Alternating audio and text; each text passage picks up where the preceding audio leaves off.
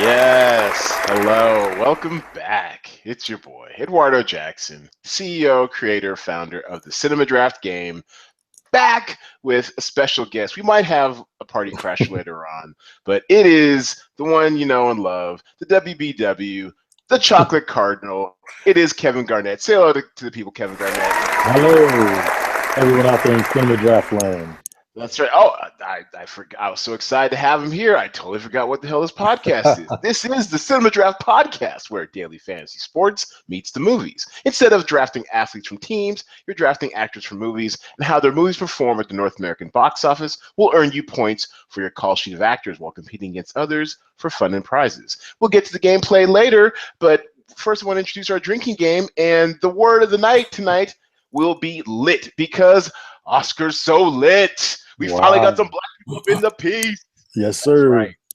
Yes, black people snaking wars left and right in Hollywood. This is what we're talking about. This is the future that Ava DuVernay and Cheryl Boone Isaacs promised us, and we're living in it.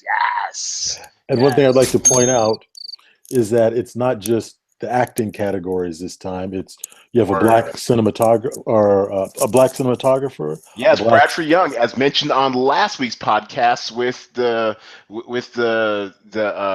female tripod with the boy of Kalila Joy. She I'd never heard of Bradford Young before, but she shouted him out, and since then I see him everywhere. Dude is shooting Star Wars right now, the Han Shooting Solo Star Wars. prequel. So it's very That's exciting. right. And then also there's a black female editor who co-edited Moonlight.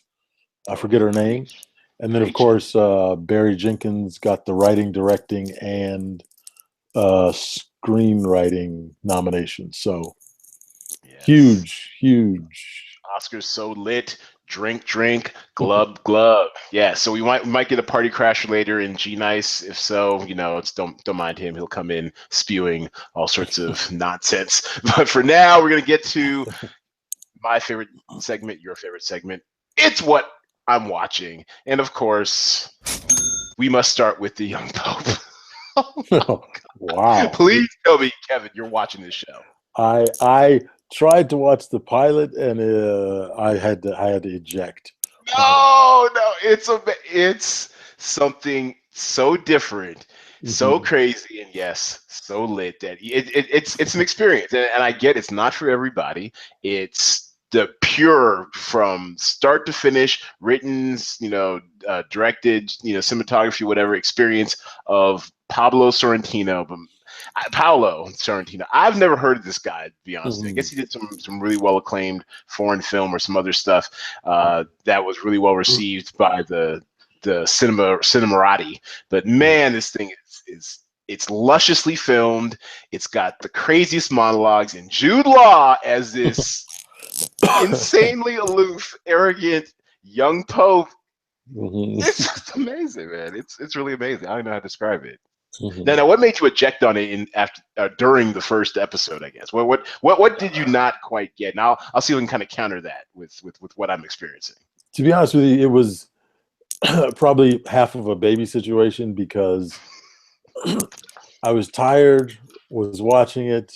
I mean, I'm not talking about the babies in the beginning that the white baby was crawling on That's top right. of He the, crawled out of a of, mountain of babies in the very beginning of the movie.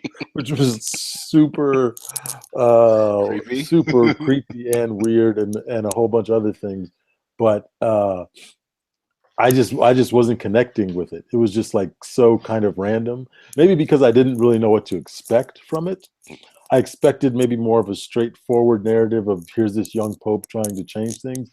But like when he was giving his addresses, I don't think these are any spoilers, but when he was having these sort of fantasy addresses, cutting down everything that the Catholic Church has generally stood for, That's great. it was just sort of throwing me off. And also, I guess it's a comedy ish.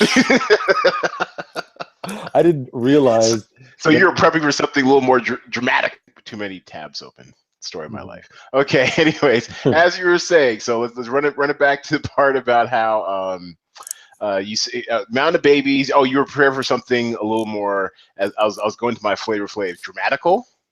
Right. More. I was expecting something more like the Borgias or whatever Oh, the Borgias, yeah. the Borgias. I was expecting something more along those lines, and clearly this is not that. Right. Yeah, it was so you know how I am about like having a rules for this Mhm. world type of thing, whatever. And so after I think he had like a dream within a dream and opening Yeah. sequence. Mhm. After us and crawling out of the mountain of babies, after that, I was in only because it lets you know that this guy is up for anything. We don't, Mhm. I mean, he's a totally unreliable narrator, so I got got Mhm. that out of the way early on. And I saw it was going to be really like artistic and just strange, sometimes for the sake of being artistic and strange. And if Mhm. that's the way dude sees it, and this is like wholly his vision, I'll rock with it. I mean, I love. I think I mentioned this on the podcast with KJ and Lex about how like this young pope is crass almost just for crassness' sake. Like he knows Uh, that because of his position, he can just say some stuff and get away with it. And I kind of dig that. I like mhm. throwing people off a little bit. I don't care if Uh-huh. I got like you my little 3 degrees. Just go ahead and call you a dumb motherfucking bitch. Yeah, sometimes you just need to throw people off, and so Uh-huh. I respect that. And Jude Law has put in some work. I don't Mhm. think it might be understood in our lifetime, but he's Uh-huh. putting in work. Young Pope, I rocks Right. with him. I There, rocks with him. there's also I think a parallel show to Young Pope going Oh. on MSNBC called Young POTUS, Old POTUS, I believe. It's a similar wild card character. I think they're still working out the kinks, but it's binge worthy, I think. And does he happen to have like an orangish hue to him? He does. He does. Ah, So, uh, and does he want to just like go against everything that the Constitution stands for? he has. I don't think he's read the Constitution in this version. Yes, binge worthy, but I might hate myself afterwards. Yes, Yes, a absolutely. hate watch. A hate watch. Yeah, exactly. Very much a hate watch, and Lord knows I am watching more than my share of political TV. I'm actually watching Meet the Press. God damn it, I haven't watched that show in like 3 years, and I just need to keep up with all the changes since this new administration likes to make news on the weekend when we try to get our Yeah, lives back. But anyways, exactly. One thing. anyways, One thing that I'm was watching this past week was the hit it. BET New Edition story. Oh I don't know if you Lord. Okay, caught so any of that it. is what another podcast would call Black People's Homework, and I'm Right. trudging along. I'm about halfway through the second episode, Uh, only because and actually I think I've met the writer once, and I know his ex mhm, girlfriend or whatever. So no slander to him. I mean, we all know the kind of somewhat cookie cutter format mhm, of made for TV movies. Because I mean, mhm, I'm only uninspired because the writing's not great because of the conventions of the format, but mhm, the story itself is still kind of interesting. And like I said, as Black people's homework, I want to be part of the conversation. mhm. What have you thought of it? You've seen I the whole thing, right? I've seen the whole thing. I think I was impressed probably more so because, and shade or no shade, BET is not known for the best original programming. I think True. the Akeels brought some stuff with when they brought the game over, and then they had Being Mary Jane, and I fucks with being Mary Jane. Yeah. whatever you think of those shows, they sort of raised the level of what mostly has been done on BT. Shout out to my boy Haji, who had Somebodies on BET a long time ago. I think the first scripted show, Okay. which was a bit of a departure, but um, the quality level of the production, they spent some money on this Yeah. thing, and I thought they got the casting very, very good. Like a Casting is little good. Our boy Brashear from mhm, Empire playing getting his Michael Bivins on. getting his Bivens on. And then the kid, I actually had to look up the kid that played young Bobby Brown, because I was like, is this kid related to Bobby? Is this one of Bobby's illegitimate kids? What's going on? Because that kid kind of looked like Bobby a little bit. But you know, for nostalgia's sake and perfect Oh, timing, look who joined the program. perfect timing. We're I just forgot. talking about your namesake, not your names, your spirit animals new edition. Yes, talking about how they got the casting great and just the nostalgia of hearing all of those mediocre New Edition songs. What? What? What? No. The great, To the audience, that's just a dig at G Nice. For the podcast listeners, G Nice has now joined the program. A little bit late, but for him, right on time. Welcome back to the program. The tripod is complete. Unite. G Nice. Say hello to the people, G Nice. Tripod. What's up? My bad. I forgot. Oh, you're not even at least deign to give us like a dad excuse or something? You just forgot? Well, no, I just got home and then I was running around and I looked down and I realized I forgot. But I do have sunglasses on, even though you can't see it. All 5 of our listeners are highly upset that you gave a short shrift, but we'll make up for it with some hot content. So yes, the New Edition story. We know you must have seen it, or it's sitting on your DVR. What are your thoughts? It is sitting on my DVR, but you have an opinion anyway. I did, of course. What? He's the New Edition super fan. Oh, listen, look, real talk. It's impossible that it's gonna be good, right? Because I'm sure these actors are going to be a good job. Multiple people have told me it's better than what I think it's going to be. But it's really, really hard to beat the real thing. You know what I mean? So it's like... But you weren't there. Wait, I lived it. What are you talking about? I easily remember. I was up in those Roxbury projects. That's what I'm saying. I'm saying Johnny Gill, it was between me and Johnny Gill. And they were like, you're too light-skinned. We already have DeVoe. He's taking the light spot. That's right. You already have DeVoe, and he gave up on real estate. Yeah. So, I discovered. I didn't know this. I mean, I did know this, I guess. But Bell Biv DeVoe released the album on Tuesday. They did, and they were pumping. They were pumping commercials for it all through the BET mini series. Wait, you watch commercials? No, but as I fast forwarded, I was like, "What is this? Is this the show?" Because it was New Edition, but it was BBD. Apparently, the name of the article was "Back and Better Than Ever," which is. I hope that is correct. No, that's impossible. Their heyday was. I mean, look, it's hard to come out the blocks with Poison because where are you gonna beat that? When will I see you smile again? You really aren't going anywhere after Poison. Poison that still gets party started now. When will I see you smile again is a fine song. It's a fantastic song. It is fine. It can be fantastic. It's not Poison. It's not Poison. But just to give you an idea. What was the other up-tempo song on there? I thought it was Me. Do Me. Do Me was the song. Do Me was a ridiculous song. I don't know how that was like they just threw some words together and put a beat on it. We're like, yeah, we're gonna go, and it somehow became a huge hit record. They had like that was incredible. By the way, and I quote, "Backstage underage." Adolescents gotta go. I like to do the wild thing. Yeah, what makes you want to do me? Yeah, it's ridiculous. The fact that people were like, "Yo, he's got great lyrics." I mean, come on. Like, let's say what they are, right? They were a great group. That sort of, I don't know how that worked. I mean, Ricky is not like, you don't look at him and be like, oh man, that dude can sing. You kind of look at him like they're fun. I remember they used to have a concert. One of the few shows I saw in concert when in grade school, they rolled up a basketball court on the stage and were shooting jump shots. And I remember thinking, like, that's ridiculous and so fucking cool. I saw that is that miniseries rolled into one. Ridiculous, yet so fucking cool. And to give you an idea of how much it had kind of tapped into the pop culture pulse, whatever.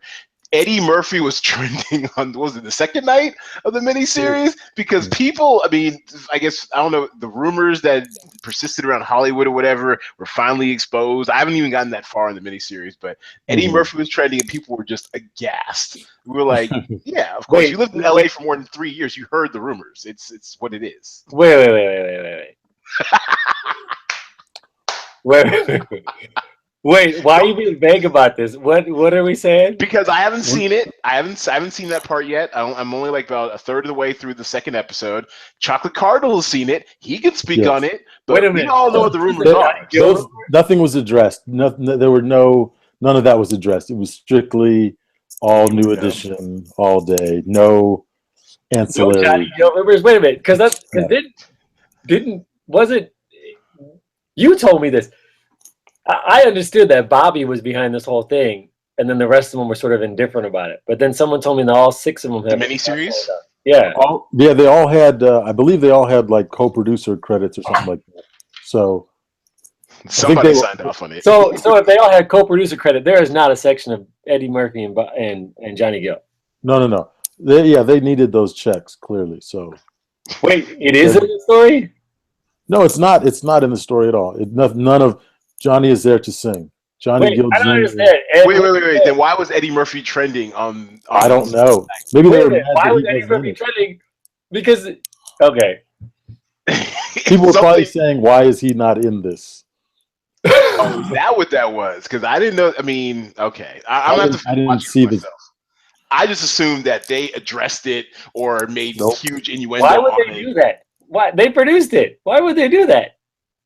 I didn't know they produced it, so that's why I thought this was like when I saw Eddie Murphy was trending, that actually piqued my curiosity about the whole project because I just thought it'd be another boring kind of paint by numbers TV movie, in which it is to some extent. But I mean, when I saw Eddie Murphy trending, I'm like, okay, there might be some fire.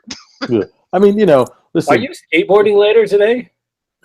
You already did that joke a couple. But I realized that it's For those listening to the podcast at home, I guess Kevin's ready to go out and hit the half pipe. Wait, Well, he's talking about you. Yeah, he's talking about you. Oh, what, me? Oh, Yeah. He's talking about you. Okay, because a brother spent a lot of time in the chair. He likes to be ergonomically, comfortable and stuff, ergonomically correct. Can you show the viewers your skateboard? Jesus Christ! Hey, show them that. Wearing elbow pads. All right. Show them the helmet too. Okay, so I think he's trying to clown me because my mom put a picture of me on Instagram on my bike because I had a helmet on. I was on my bike. I sent the picture. It says "Just for you, Mom." I texted to her, and it shows and winds up on Instagram. Look, minor faux pas, Mom. I know you're gonna hear this. Minor faux pas, just in the future. When someone texts pictures just for you, it's just for you. Right. Let's go on the ground.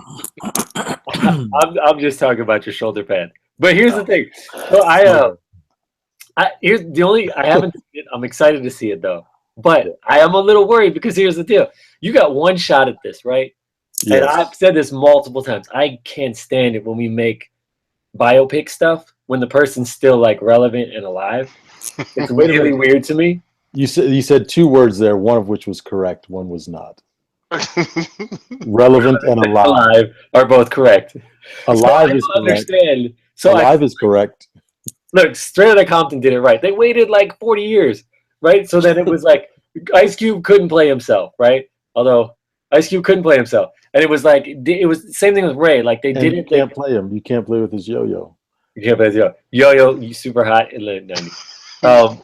Stop feeding him, KG. Wait a minute. My mother recently, sidebar, sent me all these posters from my childhood. And the yo-yo was in there. I remember that yo-yo poster. I saw it in everything. No, I had no idea how many I had. Was it yo-yo with there were like 6 American or 7 flag tights? What'd you say? Yo-yo with the American flag tights? Yeah. Oh yeah, dude. How did that happen? How come no one said, "Yo, no, don't do that"? It was the 90s. Okay, cul-de-sac. I gotta get this back on track. All right, so new edition is out there. My point before you go on to something else. I'm a little sad that they spent this. They shot their moment on. I'm not saying BET's not, but it would have been cool if they had done this 20 years from now, in a movie theater, and it was like it was like as a feature film. As a feature film with like we had like those guys are still. I mean they're older obviously, but they're still young enough to.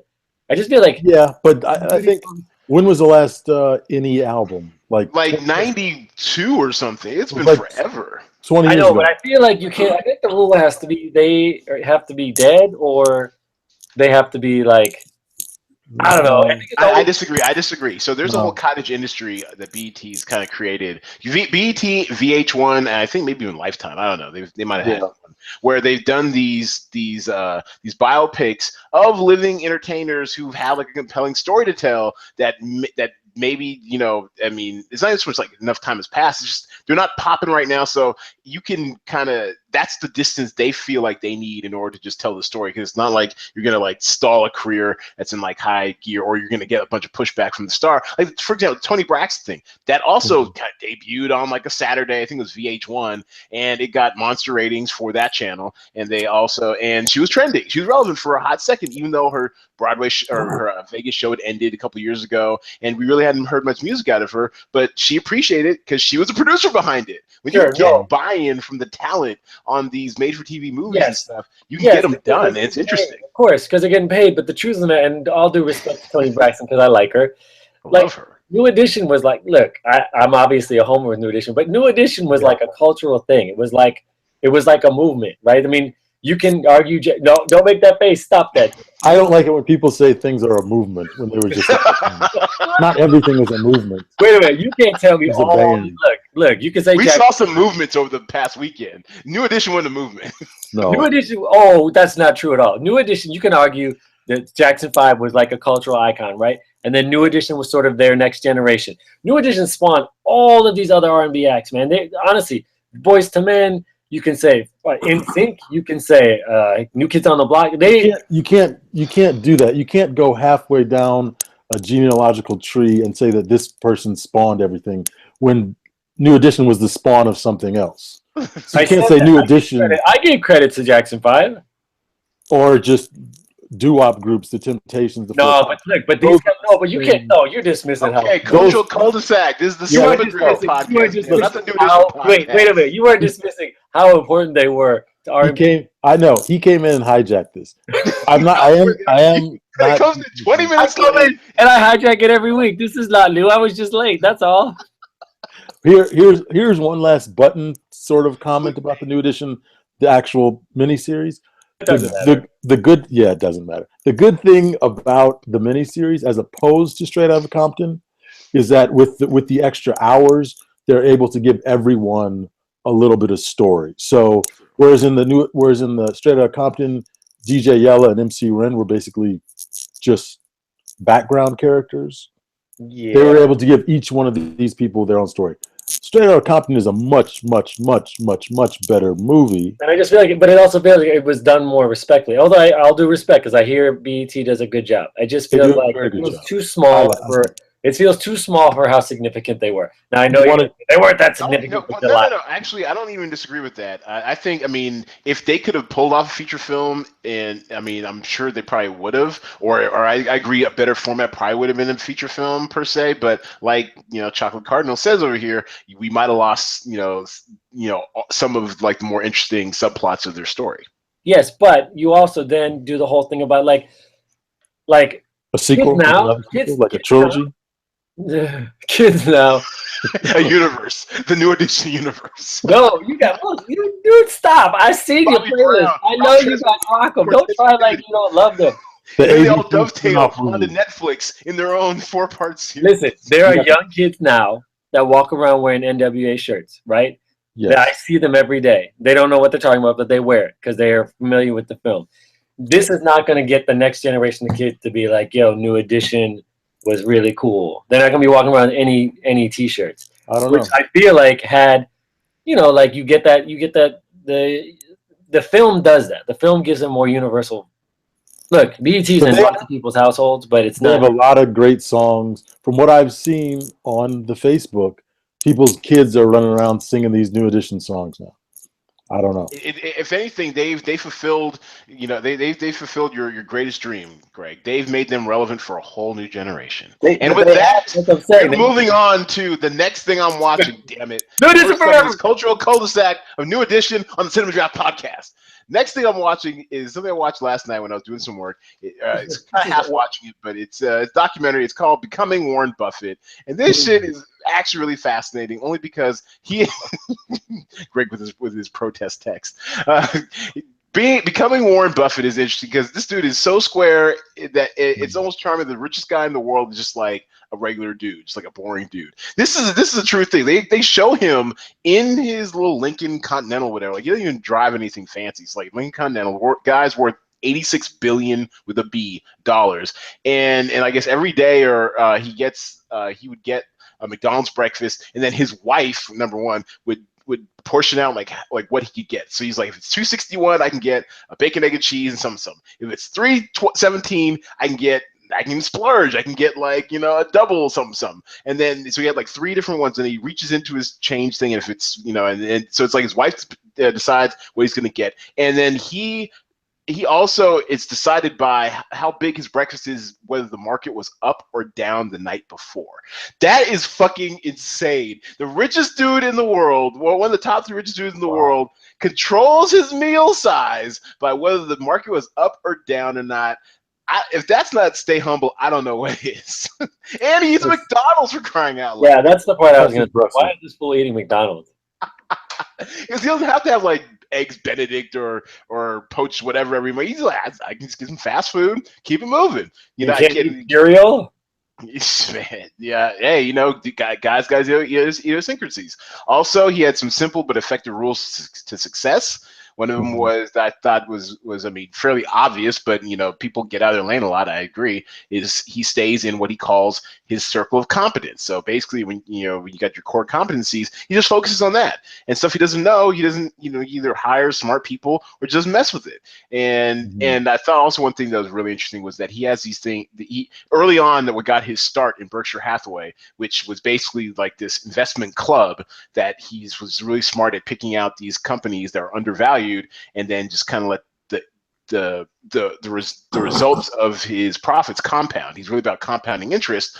He really focused early on what he called cigar butts of companies. And basically, I guess I've never smoked a cigar, but I guess with cigars, there's a point where it's towards the end, it's really small, and there's like just a little bit of good smoke left before you get to the end of the butt. He focuses on companies that are at the end of their butt almost. They're basically, they've got just a little bit of value left, and he swoops in, and buys their stock and then gets them to get more value. And I just thought it was a fascinating look at a dude that we all kind of know but don't really know. Like, we heard the stories of how he lives in Omaha, end of the butt, exactly. End of the butt companies. But how he made his little fortune, like his little life story, was really interesting. And there is a very, and I do mean very touching love story at the center of it.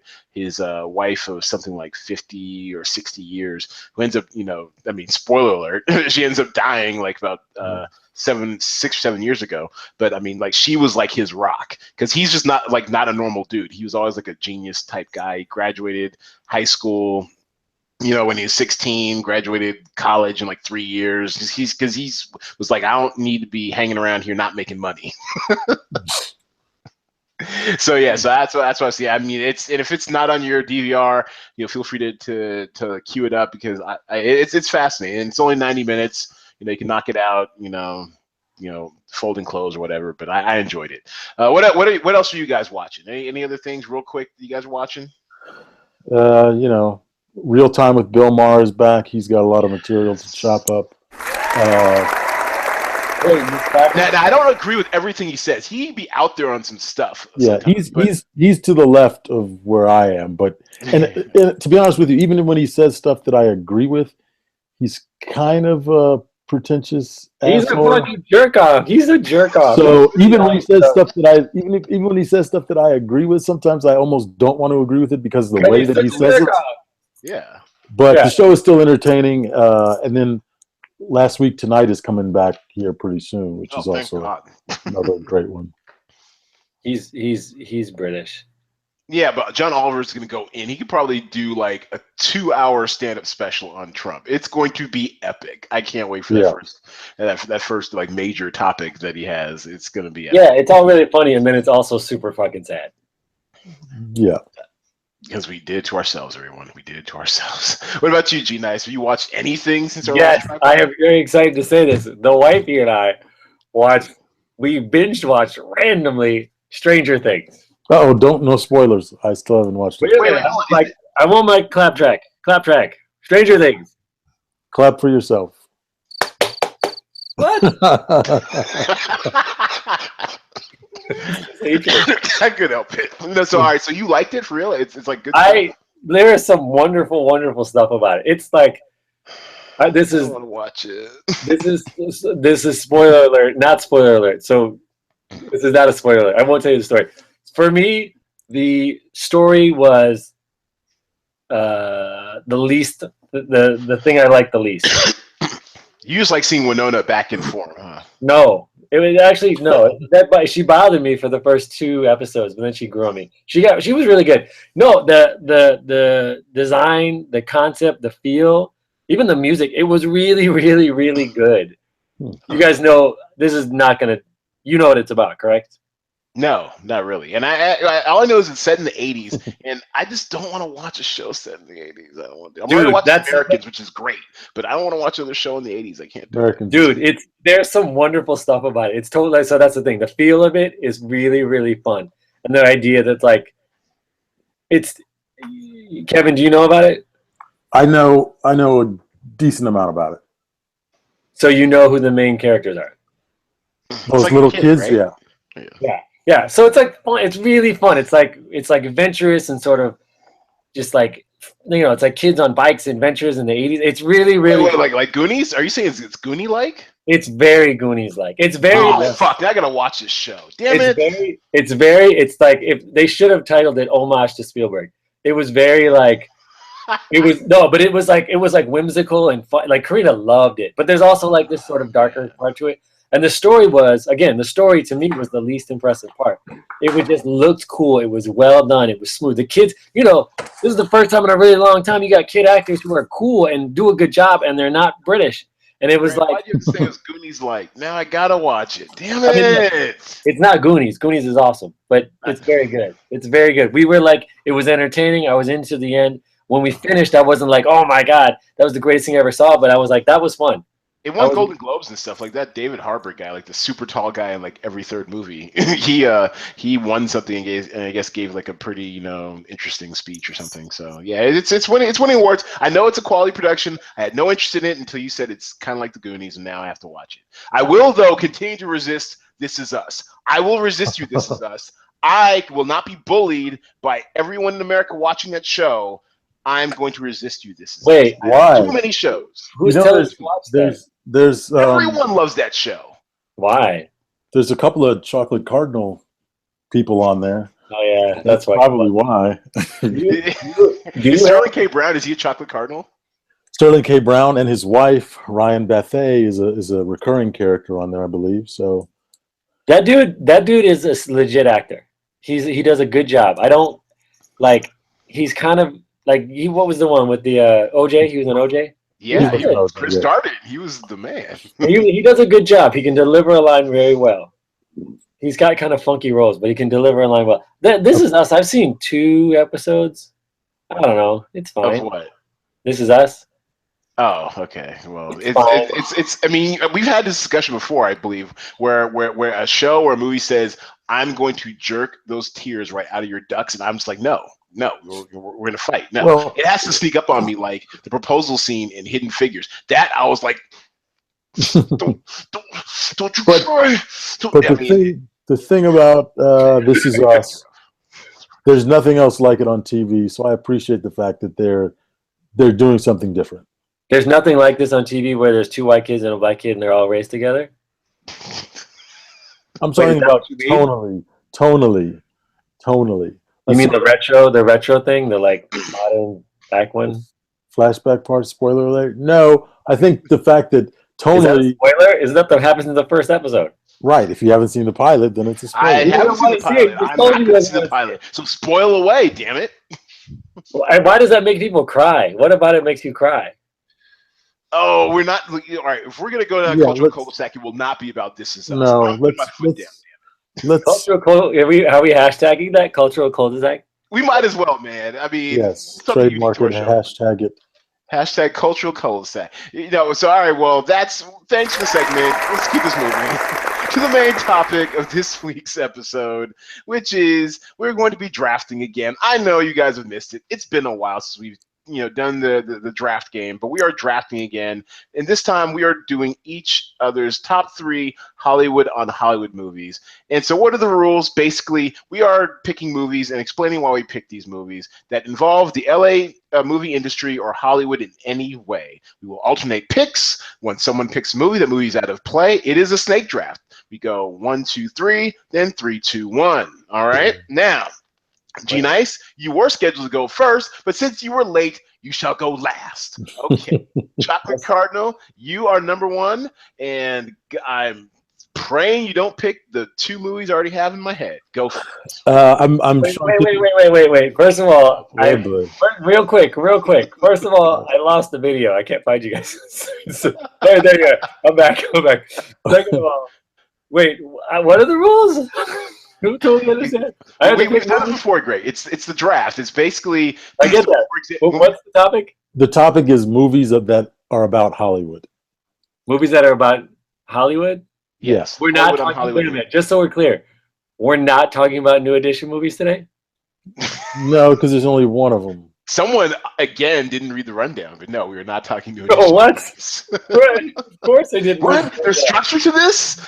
This three-ring circus? Yes, there's structure to this for three-ring circus. All right. So movies about Hollywood. Got it. Go. I would say my number one pick. Terrible movie. I'm sorry. I'm practicing. Sorry. Okay, thanks. I'm sure Ed has already thought of this, but it is, of course, Hollywood Shuffle. Oh, that's a great movie.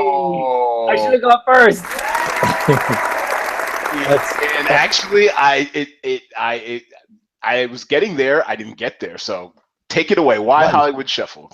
Just a great movie from the 80s. Robert Townsend's best work, sort of dealing with the struggles of being an actor or a creative in the Hollywood industry, film business, and how difficult it is, and how the powers that be kind of wanted to see Black people only in one specific role. So it's sort of like a sketch show almost, in that you have all these different sketches and all these different sort of episodic things happening. One that really stood out to me was the one where they had these Shakespearean actors auditioning to be slaves in a Roots type movie. I think it came out, I don't know when it came out. I would guess 86. I'm not really sure. But classic movie about Hollywood comedy. If you haven't seen it, it probably has dated itself some, but it's still worth checking out. Oh, it's fantastic. You know when that's a great lead off. I do appreciate the Hollywood Shuffle. It gave me an idea, so I will keep that in my hat. And so, in the interest of the game, since Hollywood Shuffle is off the board, it cannot be repicked. Wait, can I get the comment? Can I comment about Hollywood Shuffle? Oh yeah. I thought you were gonna violate the rules of the game again. But go ahead. No, I can wait my turn. Okay. I know how to do that. Wait. I'm an educator. I'm an administrator. I know how to wait. Look at you trying to like talk over me so I won't take your slot. No, I was gonna say one of the cool things about that movie is great. That movie is great. Remember Rambro? My favorite one is he did the black and white. I think it's Biz Markie. Is it Biz Markie? His sidekick. He's like the detective. He's got that great line. He's like, "It's okay. I like doing the nasty on the table. I wasn't the one to get the finger up my butt."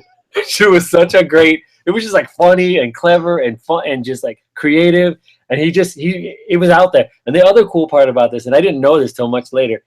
I remember reading something about how he only had so much money for the budget, so he had to use the same actors over and over again in different scenes. And they would just keep showing. I mean, it's a little sketchy, so he could get away with it, but it was hilarious. You could see the same people over and over again. And then he had the one where he goes, "Give me back my Activator, man!" No, and that scene is so hilarious. Do you guys remember this? Yes. He goes left, right, and then he splashes the wall. Yes, a modern day classic Hollywood Shuffle. And I believe he put the whole thing on his credit cards or something. This is one of the first people to like do a movie on credit cards, I think. Predates Kevin Smith. Huh? Yes. Well done. So the movie I'm going to take off the board because it's just so super freaking obvious is, of course, Tropic Thunder. I mean, my God, it had everything. You know, I'll give myself a hand for that, damn it. Tropic Thunder, Tom Cruise in a fat suit, getting his dance on, the Les Grossman, and then the whole, just the whole credit scene where he just, who knew Tom Cruise had rhythm like that? Right. But I mean, obviously, that's not the best part of the movie. It's one of the memorable parts, but of course, it's Robert Downey Jr. in blackface, which, of course, we do not condone. This podcast and Black people generally does not condone people doing blackface, but the fact that this was a satirical movie making fun of these self-important actors, especially self-important white people who don't get how offensive it is to use blackface, made it totally okay. And he was just so good. I mean, you couldn't hate it. Didn't Robert Downey Jr. get nominated for an Oscar for that? I mean, it was. Did he? It was hilarious either way. Freaking hysterical. See, I don't know, man. I was so uncomfortable with it. I remember, I do. I remember watching it. I remember thinking it was funny, and I thought he did a good job. But I just thought, to me, this is that moment where it's like white people can do whatever they want, and it annoyed me so much. And it had that same Quentin Tarantino feel about it. Like, you're super talented and you're doing a good job, but I fucking hate you. And it was, I was so uncomfortable with that, and it just bothered me the whole movie that it sort of ruined the rest of the movie. I thought Tom Cruise was hilarious, though. He really was hilarious. One of his better roles. I mean, he doesn't do a lot of comedy, so he would be. Yeah, random tangent. He is a very good actor. He could possibly just be insanely crazy, but he is very could possibly be okay. But he's always good. No, he's very good. And actually, who directed this? I was trying to find out who the director was. I thought it was him, Ben Stiller, didn't he? Oh, you're right. Ben Stiller, absolutely. Wow. Yeah. Wow, that's good stuff. That is good stuff. So, all right. Next, G Nice. Wrong. Whatever. Okay. All right. My turn. Yes. Okay. So we have moments here, but since my not favorite, but so I wanted to save the best for last, but I can't because I'm panic right now. My choice is Bowfinger. Oh! I want a clap track. I got to get my own clap track. Interesting. Oh yeah, sorry. Definitely. I'm gonna present the screen to everybody. Bowfinger, yes, it's a classic. Bowfinger is just an excellent movie. It is. Keep together. Dude, it is. Eddie Murphy is great all the time, but in this, because it's not supposed to. Why do you make that face? He's great all the time. Not all the time. Not all the time. It's underrated. Not all the time, but that's back when he was great all the time. But no, he's not great. No, but this is a very he stole this movie, but he wasn't supposed to steal this movie. But he was so good when he plays his twin brother, and he's like, Blockbuster and like at video games. He was excellent. Heather Graham was great in this. Steve Martin is Robert Downey Jr. again. By the way, Steve Martin might be underrated. Might just be underrated. Steve Martin might be underrated. Although then he'll do what was that thing? Bubble Girl? No. Yeah, I didn't see that. Roller Girl. The one. You're talking about Boogie Nights. No, he did a movie where he's got Claire Danes is in it. LA Girl. It's like she's on roller skates or something. It's weird. But dude, Bowfinger is funny across the board. It's clever. It's ridiculous. And like Heather Graham talking about aliens. I mean, it's so ridiculously funny. And Eddie is so good in it. Both roles are just excellent. Him in Braces is just always winner. And then you had who else? Oh, the chick from the lady from The Good Wife. She was really good. Baranski, yes. Good job, Baranski. I mean, it's just ridiculous. That's the best kind of humor to me, when it's such a ridiculous thing, and then you can do whatever you want, because it's like once you buy into it, okay, you're making a movie with no money. Everything else is just ridiculous, but it's funny. And it's just like, there's few movies that I think are that I laugh out loud. Mm-hmm. And this is one of them. You have such a sophisticated humor palette. Yes, that's correct. I'm glad you picked that up. But I do it, and then I've seen it a million times, and I will still laugh out loud. The scene with the dog and the high heels, shit is brilliant.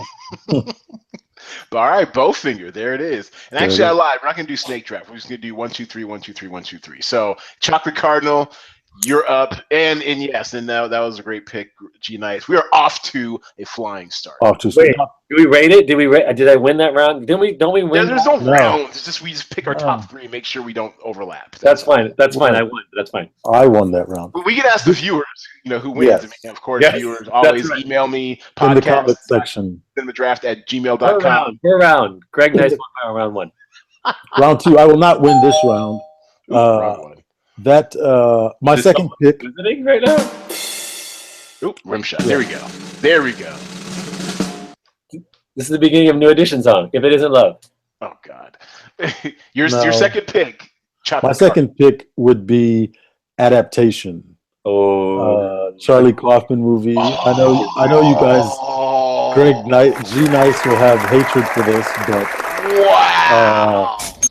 A movie about I forgot about that. writer's life. Charlie Kaufman was tasked with adapting this book called The Orchid Thief, and instead of adapting the book, he turned in a script about him adapting the movie and making it into this crazy thing about him and his twin brother making this movie, or writing this script, and the brother dies at the end, and it's a whole weird thing. It's similar to Being John Malkovich in that it is very specific. Meta. If you like Charlie Kaufman stuff, if you like Malkovich or Schenectady, New York, or one of his other movies, Charlie freaking Kaufman. You've probably already seen this, but it's definitely worth. It's Nicolas Cage and all of his. He's allowed to sort of do all of his craziness. It's got Chris Cooper.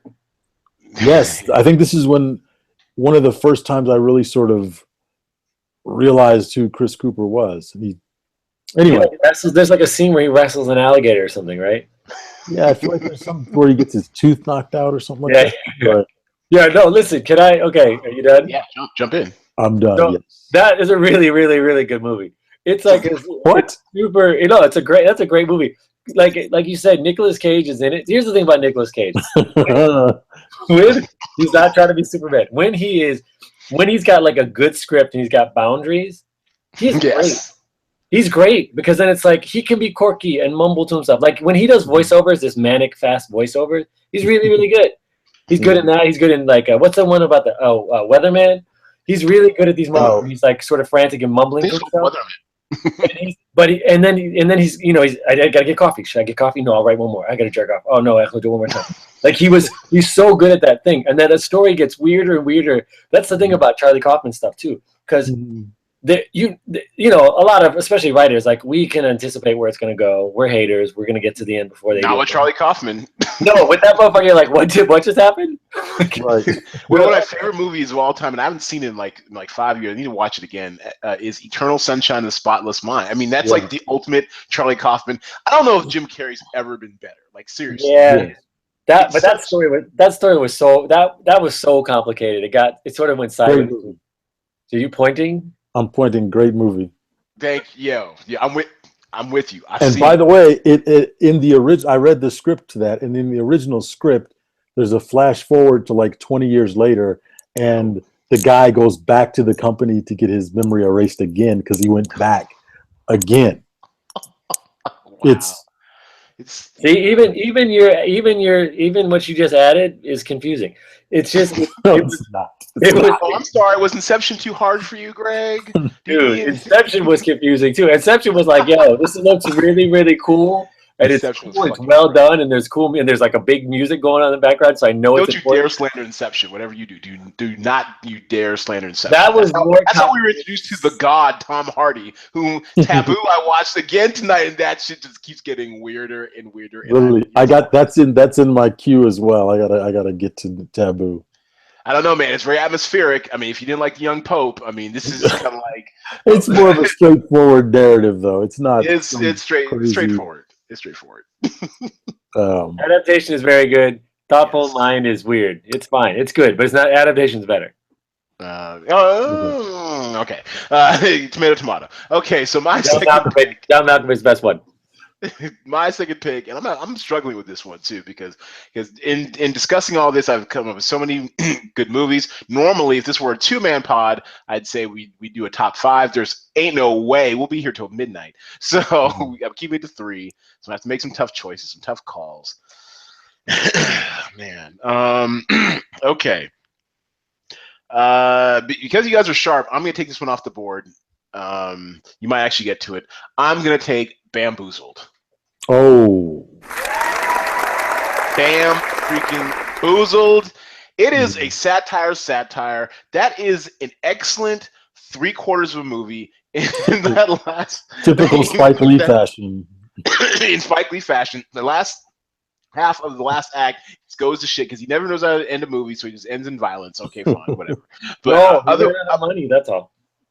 No, right. We didn't run out of money. Until then, though, and let me go bring it up for the people who actually are watching this. But Bamboozled was my movie of the year in 2000. I raved about it. I was angered by it. I was thrilled by it. It was freaking amazing, only because it really did.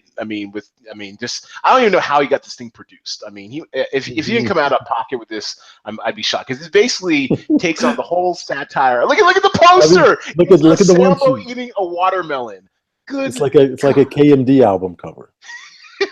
It's like the most offensive poster ever, because it's basically showing a light on how offensive Hollywood has traditionally been towards actors of color, specifically to black people and the black experience, about everything from the whole like blackface thing to tap dancing thing, how we're supposed to here to dance for you, like Dance Monkey Dance, to the whole sleep and eat. You have Sleep and eat. you have a character, Tommy David's named Sleep and Eat. My Man, God. I mean, you want to talk about layers and meta layers and stuff. I mean, if you worked in the industry, and at that time, I don't know about you, Kevin, because we didn't meet each other yet. But I mean, at the time, we were all kind of struggling on the fringes of it. I mean, that shit just rang so true. And you were like, finally, somebody said what we felt and thought all this time. I mean, and look, I didn't go on a ton of auditions for roles with speaking parts, whatever. But I mean, I'll never forget the time I had to go in as a gangbanger. Anyone who fucking knows me knows I am like the least believable gangbanger possible. Dude, I didn't even know what to wear. I had to go buy some shit because I had no idea. Didn't have a button-up flannel to put on. Jeez. That's right. No, Put a bandana over your head. a gangbanger audition? I mean, seriously. So it's so Hollywood can be so offensive on so many levels.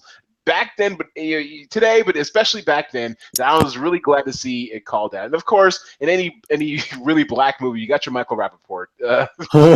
He's in the New Edition movie. He's in the New Edition movie, of course. But Damon Wayans in this whole piece. Savion Glover. Why doesn't that cat acted more? He was really good in that. And this wasn't this an early Mos Def sighting? I think Mos Def was in there. As one of the Mau Mau's. As Yaslin Bey. Yeah. So MC Serge. I mean, it was just I really, really, really, really enjoyed that movie. That's another one. All these movies we were mentioning, I'm gonna have to go back and add on to my Netflix queue. I mean, because these are really good stuff. I cannot recommend this movie enough, especially if you aren't black and want to know why we are always bitching and moaning about Hollywood representations of black people, lack thereof, and then what it looks like. You will. I mean, we took a course, or as part of my undergrad drama degree, we took all a class for Spelman. There was a class that taught by the professor Glenda Dickerson. May she rest in peace, whatever. One of only 2 black women at the time to have directed a show on Broadway, whatever. That was her big claim to fame. Anyways, we went through like all the major archetypes and stereotypes of black people in media. You know, the Jezebel and all this sort of bullshit. And Mammy's like, coons and the coons, Mammy's coons and the Bucks, the big Bucks. And everything, all that stuff, and it's just like, and this is like an artistic representation of all that shit, and it's like setting it all on fire. And Spike Lee, my Morehouse alumnus brother, you did the damn thing for 3/4 of a movie. Good job. I'm off my soapbox. You there, Greg? We lose you? Be nice. I am there. Number 2 for you. I like that movie. I don't love that movie. I like that movie. Because you're troubled, of course, by the imagery. Yes, because I'm troubled. Look, Spike Lee is such a he's yeah. I mean, at the end of the day, Spike Lee will be studied as a great American director. Absolutely. Not a great American writer, but certainly a great American director. Or at the very least, an important American director. Important. Right. One of my favorite. One of the reasons I even worked, try to work in this business. Oh, unburden your soul. I had no idea. Oh yeah, I mean, after I saw She's Gotta Have It and saw him on Entertainment Tonight or something, I did not know that black people could work in this business and not be actors. Oh wow! And it's one of the MCs that then became actors. Right. Or former athletes who then became actors. Right. I don't Spike. I will watch anything he does. I never. Did you see Chirac? No, I saw Chirac. I didn't see it. I'm just asking. Hold on, wait, Greg, you didn't see Chirac? I haven't seen a lot of things. I saw my kids being raised. I thought if anything, you would have at least. I mean, not. I want to see it. Don't bootlegging, but at least bootleg Chirac or something. No, I think it's on Netflix or it's on Amazon or something. It's on my queue. You would. It's different. It's very artistic, and it is like taking like a Greek play, like the Lysistrata Greek play, or whatever, and setting it in like Chicago.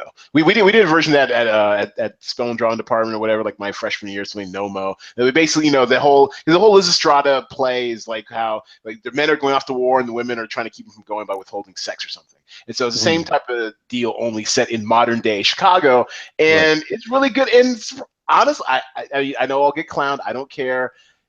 Nick Cannon kind of had bars. He had a really bouncy single off that Chirac soundtrack. Man, you love soundtracks that are not good. All right, what's your number 2 movie, Greg? I just want to get a hand clap. I'm not gonna hate on that. To this day, never mind. What? Hold on.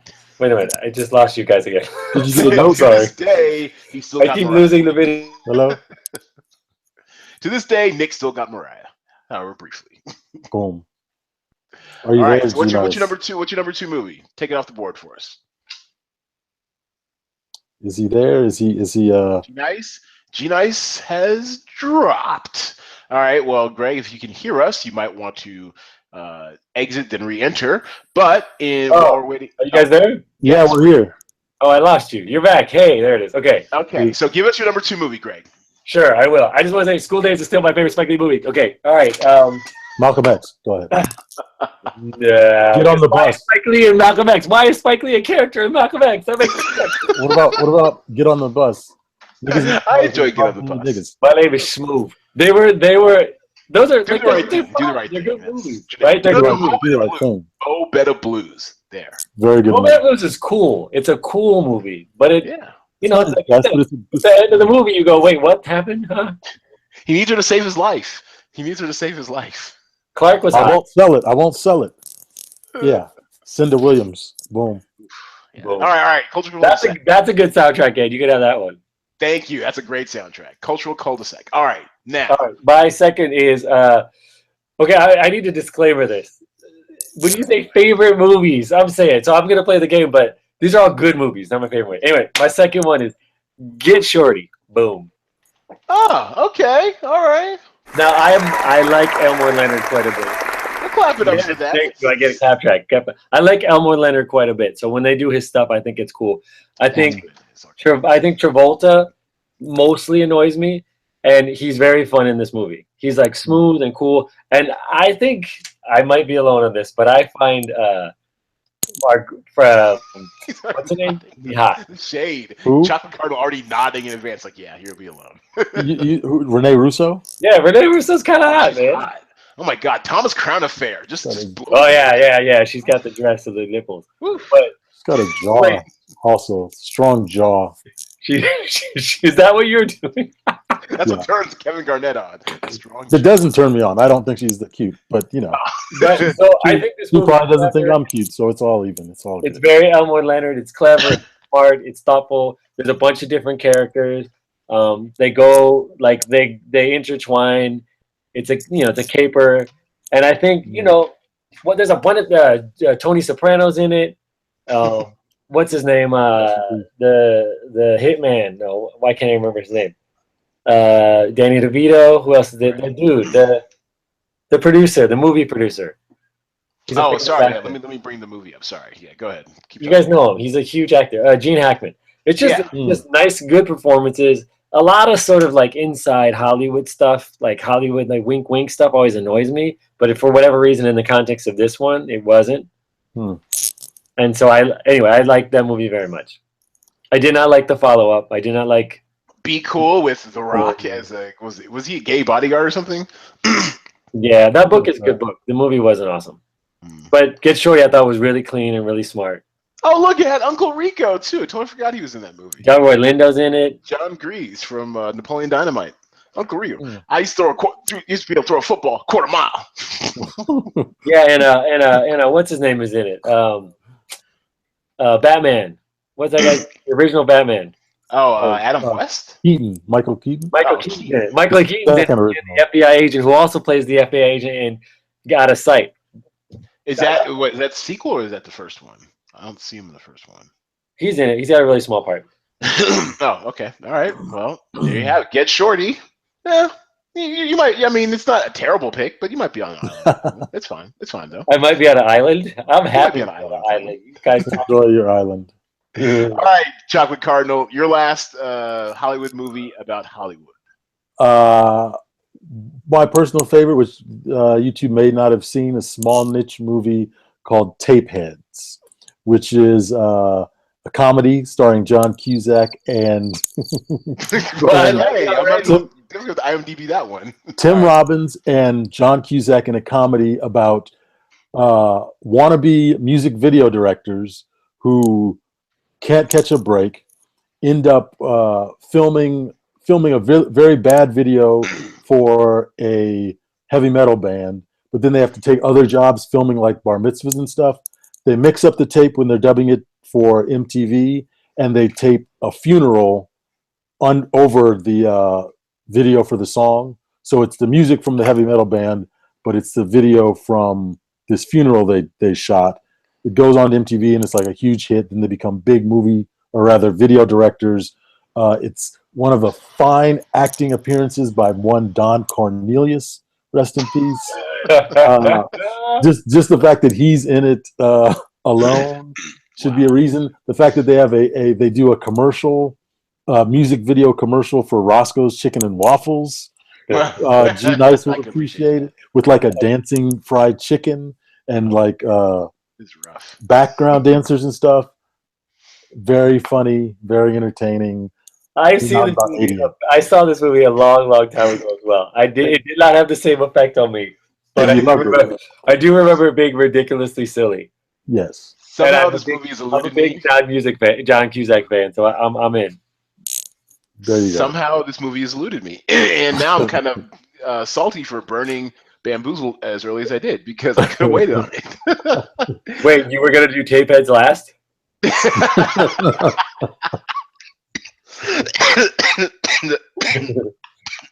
Okay, and on yeah, okay, okay. You're laughing you're laughing. Kevin's laughing because he knows that it's a ridiculous pick. It's my favorite, one of my favorite Hollywood movies about Hollywood. You know, we all have our favorites. We can't explain why. We all know Boomerang's my number one favorite movie. That's right. Defend it to the death. White Man Can't Jump, number 2. So, you know, we all have our little things. Yeah, G Nice. I won the first 2 rounds. I figured I'd give you one. We actually are like scoring our own cards. Does it call your own fouls? Okay. I was torn on my last one. I had 2.5, 2 and a possible. I know what you're gonna say. Can I guess what you're gonna say? Okay. Well, don't give all the yours away till G Nice, because he may have one of these as well. Well, I'm not going to give them away. I'm not going to give them any away. I'm just going to make a tough choice. I know what you're gonna say. You ready? Oh, Here, I'll type it so I won't kill your bud. all right, yeah, go ahead and type it. Oh God, no, not even close. No, I was going to say LA Confidential. It had everything. I mean, no, seriously. Here. Well, you can't see it. Never mind. Hold up the white paper again. Hold up the white paper again. It says bring back our girls. No shade. It makes for bad podcasting. Anyways, no, I would say it was close. I mean, I'd recently seen another movie, which if it doesn't get mentioned, I'll mention it later. But it's a classic, spacey. It was basically like the middle of Spacey's, like just in the middle of his like career year. Like if actors can have a career year or career stretch, like 93, 92, whatever. Usual Suspects, 94 through like 97 was kind of like his, I think culminates in American Beauty. And it was Spacey acting cool. 7. What? 7. 7, yes. That was on the other day. 7. No, Still 7. great. Okay, Spacey was cool, but it was I really liked the way, like, story-wise, because I hadn't read any of, was that James Ellroy? I hadn't read any of his stuff, whatever, but I really liked how each of the storylines, like about 3 or 4 distinct storylines and people you really invested in, was played out really well. I mean, Russell Crowe was becoming a thing. I mean, it was Kim Basinger looked hot with her Veronica Lake hairdo and stuff. So it was really, I really enjoyed it. Had a lot of atmosphere, great performances. Won some Oscars. And it dealt with the business a little bit. Australian guy, right? What's his name again? The lead? Russell Crowe? No, Guy Pearce. Guy Pearce. He was on a streak as well at that point.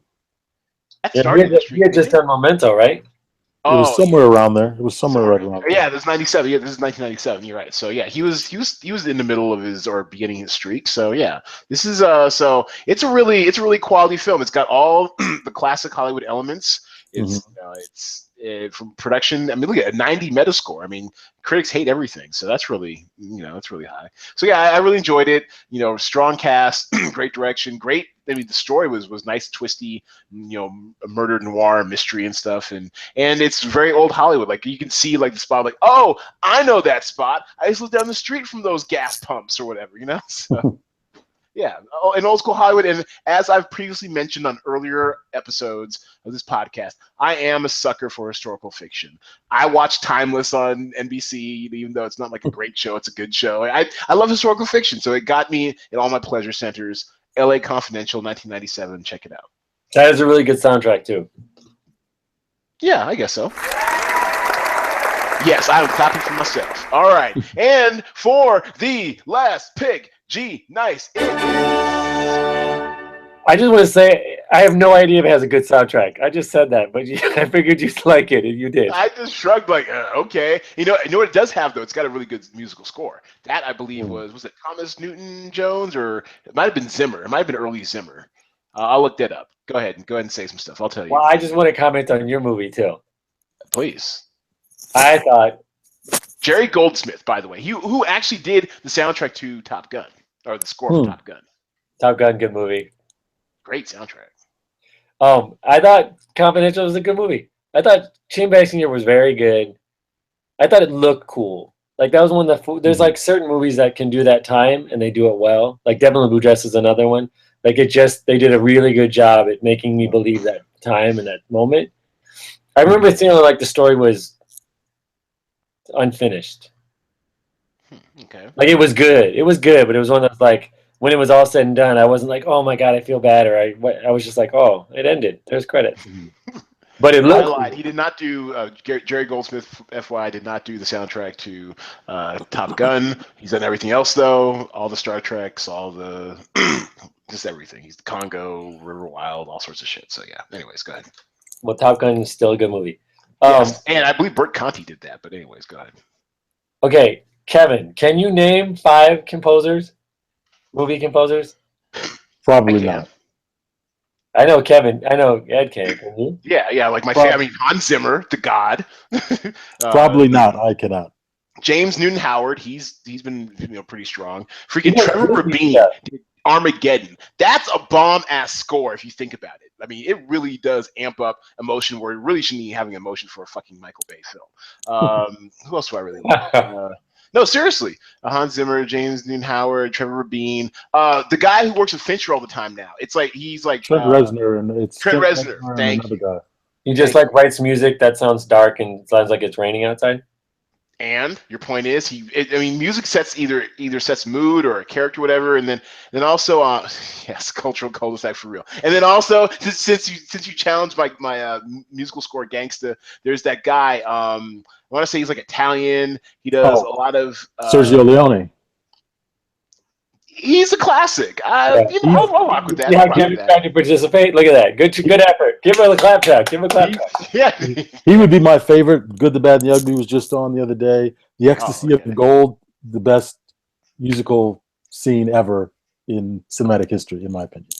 Okay. The best ever? And I will say Burt Conti. Yes, I mean, I will say Burt Conti because he did he was he deal in the 80s. I mean, that was like, he was doing like your Top Guns and shit. The best scene ever? That is a bold statement. The best musical scene purely using score ever. It's the scene right before the shootout between the good guy, the bad guy, and the ugly guy in that movie, in the graveyard. It's when the ugly character, if you will, hits his head on the. You don't care. I don't care, but you qualified your statement, so I feel better about it. He hits his head on the tombstone, realizes they're at this place that they've been searching for the whole movie, and he runs around looking for the grave that has the money in it, and they're playing the song. It's the song that Metallica plays before they come out, before every show. It's a classic, Ecstasy of Gold. That is Sergio Leone. You do know I've seen this movie, right? Yeah. Okay. Well, maybe you haven't. You act as if Like you haven't. you want to rethink your choice? No, he just described a scene that I know what happened. Yeah, but you didn't seem to understand the value or the impact of this. I get it. Thank you. Ken, have you ever seen this movie? What, The Good, the Bad, the Ugly? Yeah. I have not actually. I'm not a westerns guy. I'm just. I know. Yeah. That's the one. You were teeing me up to embarrass me to shame No, me. No. I know. Are you Western shaming me? No, I am not shaming you. I am not shaming you. Someone had to tell me to watch it. I wouldn't have watched that on my own. That's your bad. I cannot get this Top Gun thing right. It's some dude named Harold Faltermeyer. No, he's not one of the greats. He's not.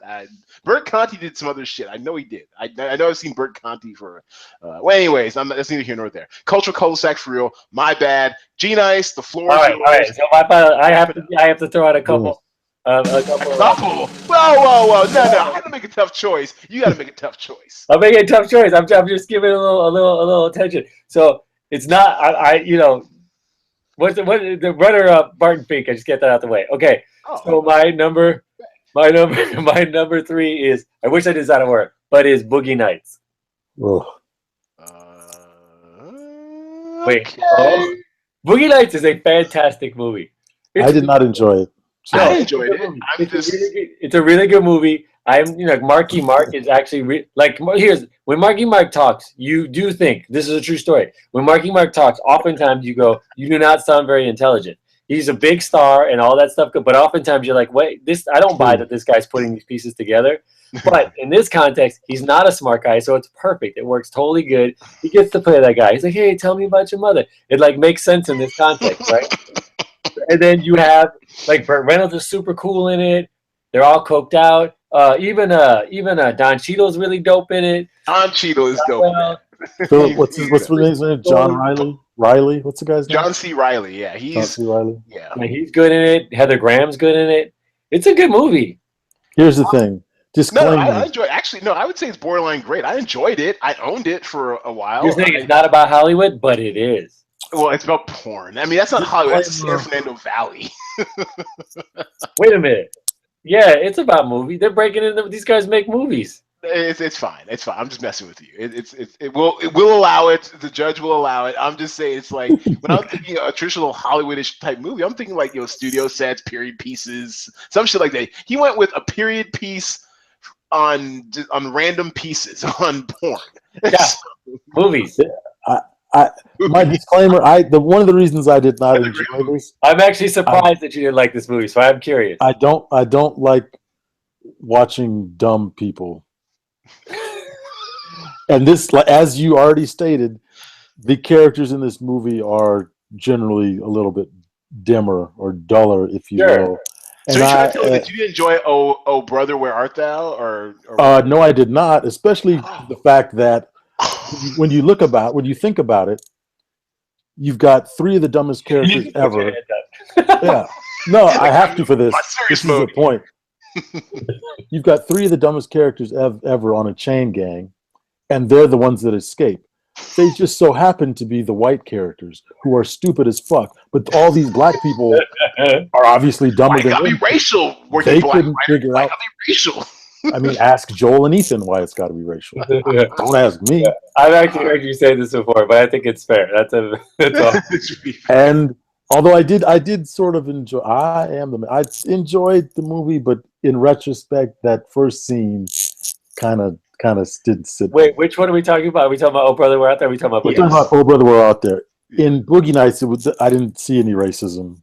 I can check with Reverend Sharpton. I saw no racism. I just saw dumb characters. I just saw stupidity. Stupidity has no color. No, but here's exactly. That was so good about it. Is all these people were sad and desperate and coked out, and they were all like, I'm not mad at sad and desperate and coked out, but dumb, you lost me. yeah, but that's what they're saying. Is like they are limited in their options, right? That this character only had a big dick, and that's the only thing he could do, right? He didn't. And then like when they started making up those characters where they're like kung fuing everybody, that was hilarious. that shit is just absurd. What were the names, like Chester something? Yeah, like Chester Hardnow or something ridiculous. But what's his face? Burt Reynolds, which Ed mentioned. Burt Reynolds was great. That sort of started his comeback, which I think is over now. But yeah, it's over. He's got to be retired at this point or something. No, he needs to do a Tarantino movie. I'm not saying he shouldn't That'd do be movies. I'm saying like I think he's retired. Like you know how Hackman retired. Like we ain't seen hide nor hair of him. He's like I'm out. I think Burt Reynolds might be retired. Like Wait, is that true? I don't know. I mean, what was the last thing? Like I'm checking IMDb right now. What's the last thing we've seen Burt in? No, Hold up. Hold up. So Is that true about Lex Luthor? oh yeah, he's been retired. That's like common knowledge, right? Really? Right? WW. I didn't realize that. It's not like I can get Gene Hackman for one of my movies. You know. Well, So no, could. I mean, I'd heard that like back in like the late '90s, like after that Will Smith movie, I heard he was like gonna be That was something. That's the best Will Smith movie. Enemy of the State. Enemy I of the enjoyed that movie a lot. I owned it. I thought it was great, especially in like '98. Like the paranoia about surveillance was like kind of ahead of its time. Like it was. Yeah. I enjoyed. You it. know that's a sequel. It's kind of a Okay. sequel to the movie that Hackman did in the '70s, The Conversation. Or something like that. Oh yeah. Everyone kept calling it like a spiritual sequel, and I did watch Yeah. The Conversation on Netflix. I went on a big, like back when Netflix was just DVDs. I went on a big like classics binge back when I was living in LA because I felt like I needed to be more of a well-rounded writer and shit. And I started watching some of the classics. I watched French Connection. I watched what's the other one that with Hackman in it. Anyway, I watched much of those, and so yeah, that was interesting. I thought it was a little overrated, but whatever. But yeah, I really liked Enemy of the State. And then just to kind of button what we were talking about earlier with Burt Reynolds, he kind of fell off after 2011, 2012. He was on, I guess he was on episode Archer or something, and then we don't hear from him until 2014. A bunch of like small little movies, and now in 2016 he had like 4 movies come out. Nobody saw any of that shit. Or no, he was on a TV series called Hitting the Brakes, Elbow Grease, Shangri-La Suite, and all these bullshit movies no one's seen. And he's got 2 more movies scheduled for this year, which both sound really, really small. So keep getting them checks, man. Keep getting them checks. Got to do it. Yeah. Well, Boogie Nights is good. All right, so I guess we went out. So I left on the cutting room floor. I just thought I'd throw these out there because these are ones I was struggling with. Hail Caesar, which we just saw recently, pretty solid, very topical.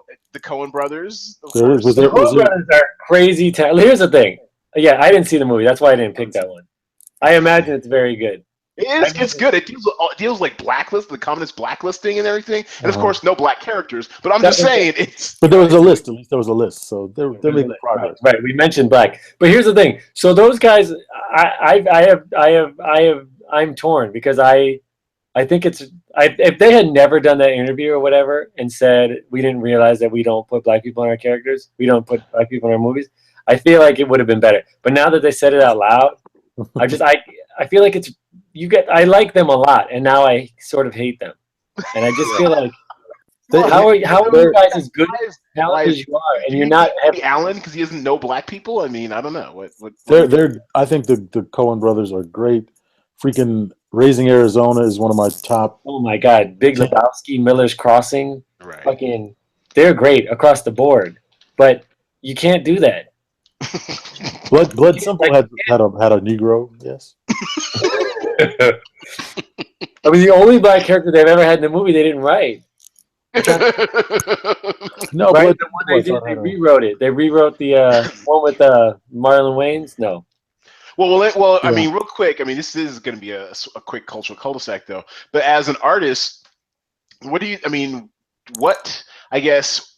To what degree do you think that art or your art needs to reflect?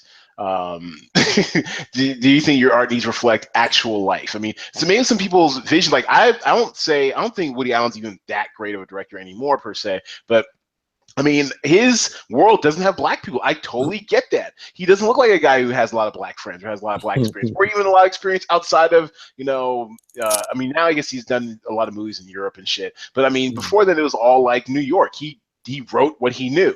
He wrote a bunch of like an old dude with really hot young girls. That's what he liked about it. Who happened to be his The daughter. difference being for Woody Allen is like Woody Allen's fine. I'm not a huge fan of his. He's sort of an He old doesn't speak school to my icon. experience.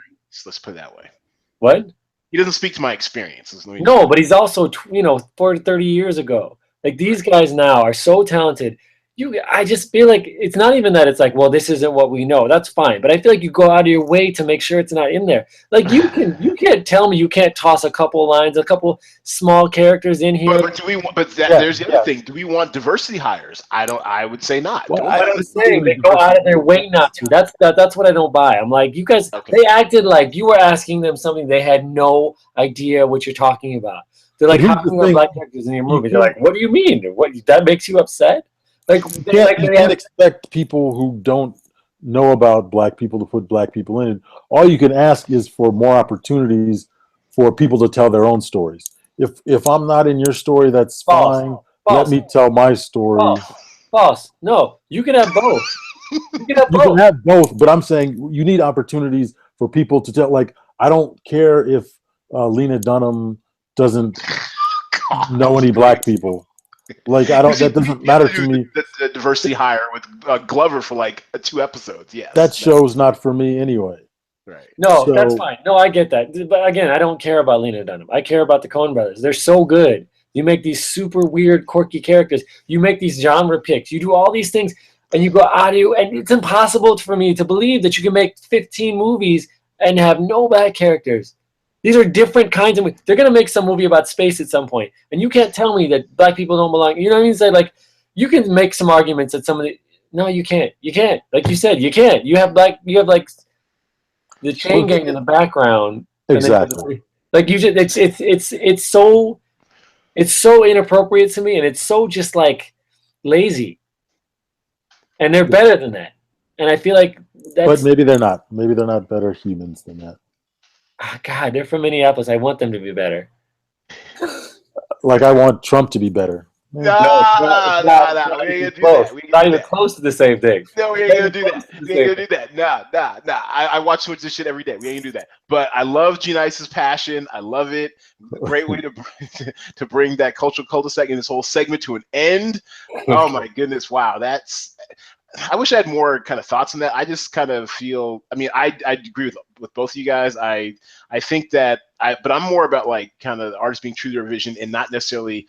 I mean, it'd be nice if there was an expanded role for all people in other artists' vision. That's all. So I like what you're saying, G-Nice. I like. Yeah, no, look, I hear you too. Where you say your own vision, like you got to be true to who you are. I get that. I do. But good God, man, this makes you sound like the most closed-minded people in the world. No, but yeah, at the same time, I agree with you in that you have to sort of keep up with the times. Like you can't just have a movie as if it's 1930 and you got all this misogyny and whatever else. What's that? Right. Yeah, you can't have a movie that's not. You can't keep doing the 1930 movie every single time and just change. Yeah. It. You got to actually like have people like it's so incredibly obvious with them, and the fact that their response was like, I don't know what you're talking about. It's just crazy to me. That's crazy pants. That's crazy to me. Okay. We established this. I have not watched Hail Caesar yet. I'm sure it's awesome. I'm sure I will, but I can't watch it without being annoyed. And I think there is like one black Jad or something. It's pretty bad. All right, on that aspect. Otherwise, it's a really good movie. I enjoyed it, and I do recommend it. But that ends that segment of the well, you know what? We're gonna do like a 10-second rapid fire, but we can't do this anytime soon, so we just gotta keep it moving. But actually, we'll try this, and I'm gonna time this. Damn it, we'll do the rapid fire, 10 seconds each. I'm gonna go left to right, so we'll start with G Nice, and then we're just gonna skip me. Not enough time for my 10 seconds. All right, so rapid fire. Here we go. This is on the rundown, so suck it, Greg. Go. I didn't see it either. Patriots or Falcons? Go. Oh. Go Bulls. Chocolate Cardinal. Patriots or Falcons? Patriots. All right. What's your Super Bowl party looking like, G Nice? Go. I'm all alone with all three of my kids by myself. I'm sure it's going to be horrible. Kevin Garnett, go. I may have a very nice A-list situation going. We'll see. Oh, pictures or it didn't happen. Thoughts on the trailer for the Jordan Peele thriller Get Out? G Nice, go. I have no thoughts. Get Out. I saw. Oh wait, that one I did. I thought that was weird. Yeah. I saw cringe from our working black writers. So 10 seconds, go. Frightening, but in all the wrong ways and reasons. I don't know what to make of it. I don't know. Oh, well, and I'm gonna jump in on this one. I'm intrigued. I definitely want to see it. I don't like horror movies at all, but it looks very twisted, very weird. A lot of social commentary layered on top of it, and that whole like black person being in a white person setting must be like Jordan Peele's like autobiography, and he is marrying a very talented Caucasian actress. So I'm very curious to see like all his psyche being kind of played out in this weird horror movie. Okay. I love that she just said she's a Caucasian actress. That's funny. Well, comedian actually, but yeah, on Chelsea Peretti on Brooklyn Nine-Nine, kind of underrated. Okay, best piece of trash TV you've recently watched. G Nice, go. Trash TV? Yes, even you watch some. I know you do. The Housewives thing. My wife watches the Housewives. It's pretty. Which one? The LA one. They're pretty horrible people. They're all horrible people. Okay, Kevin Garnett, go. Again, I don't like watching dumb people, so I've kind of cut that out for the most part. You got some. Is this like a snobby Stanford thing? It's not a chocolate cardinal, nor is it. Okay, I mean, I'm not judging. Or Stanford thing. But I don't have time to watch. Cocoa Bean Cardinal. Yeah, that sounds less pretentious when you say it twice. So I mean, there's nothing. So there's nothing you're even slightly ashamed of that you watch. There's nothing. I'm trying to think. I watch a lot of like Fixer Upper. I mean, that's not really trash TV. Okay, it's light watching. It's light watching. Yeah. And of course, we all know I'm all about like Married to Medicine and Real Housewives of Atlanta and all that trashy shit. Okay. Did you know that though? Did we?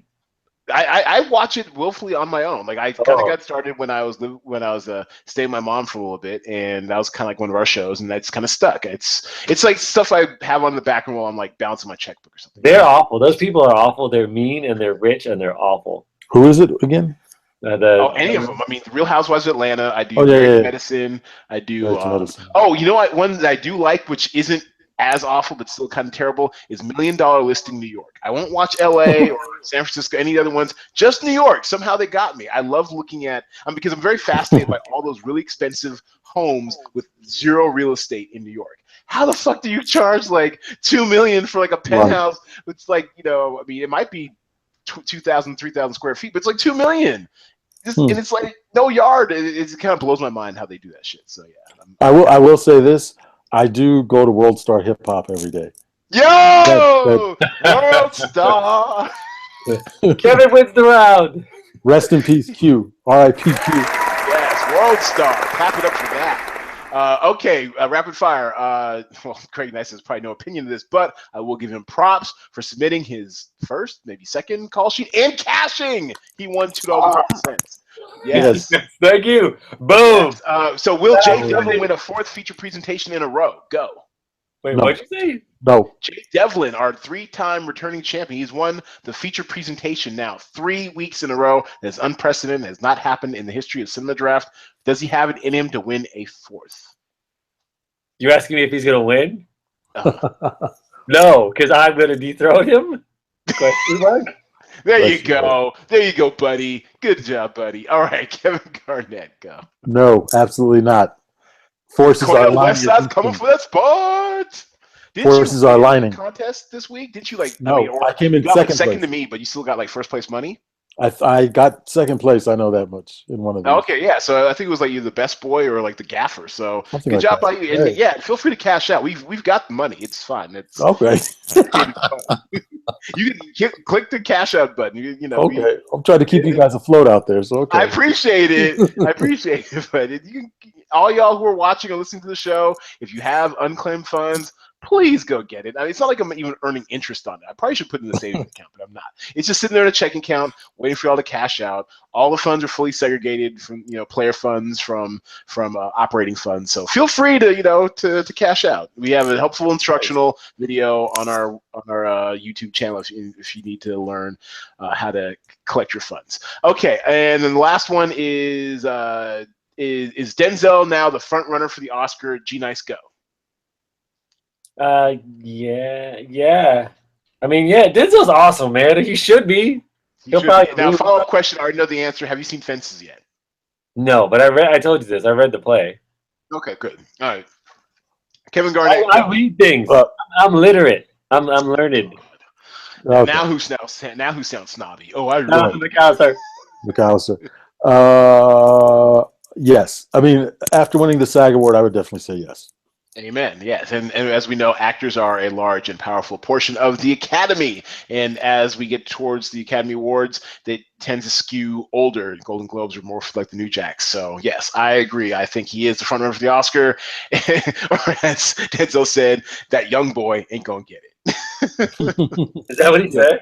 He said that. He said, "Oh man, this young boy gonna get it. I ain't gonna win. I ain't gonna win." That was part of his acceptance speech. Yeah, he thought. So was he talking about Casey Affleck? Who was he talking about? You was talking about Casey Affleck, yeah, absolutely.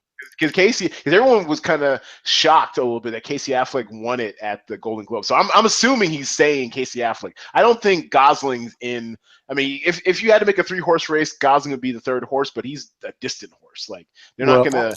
When it comes to Best Actor, they're not going to make. They're never going to equivocate or make equal, comedic or musical roles to those of dramatic roles. You're just not going to. I feel like La La Land is going to have a lot of momentum going in, though. I do. This is true. And I was talking with the episode last week, which I'm sure both of y'all watched. You rapt attention. We had pretty girls on there. We were talking about how if it's like one of those nights, we've seen these previous Oscar nights where the train starts, where it's they pick up like the smaller awards and then get bigger, then supporting, and then it's like a train of awards. You can see if in that type of scenario, it's possible Gosling could win Best Actor, but I'm pretty sure the camps are entrenched. It's either going to be Manchester by the Sea's Casey Affleck or our boy Doug God Denzel Washington. Wait, so there's no black people in that movie too, right? La La Land? No. John Legend is like Ryan Gosling's boss. John Legend is the boss. John Legend is the boss in the movie. He's like the leader of this group that he's in, a musical group. A band, yeah. Yeah. It's not like an office setting boss thing. Yeah, because I mean the movies is heavily like lead centric, like just mostly on Emma Stone and Ryan Gosling's characters. But then if you had like a third lead or whatever, it probably might be John Legend. He's probably the only John Legend's a very good singer. Yeah. Okay.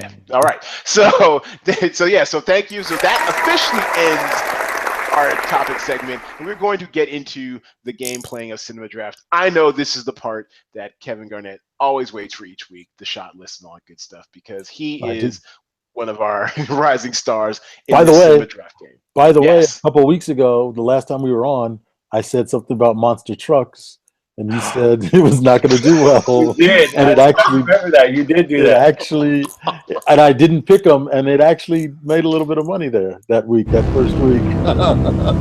Yes, the drama that was Monster Trucks. I was so off, and actually it ended up in Jay Devlin's winning call sheet. So you're absolutely right, Monster Trucks. Look, wait, you did say that. It still doesn't make sense that it actually made money, but you did say that. Well, but see, G-Nice, that's how much far of a learning curve you have to come in this game.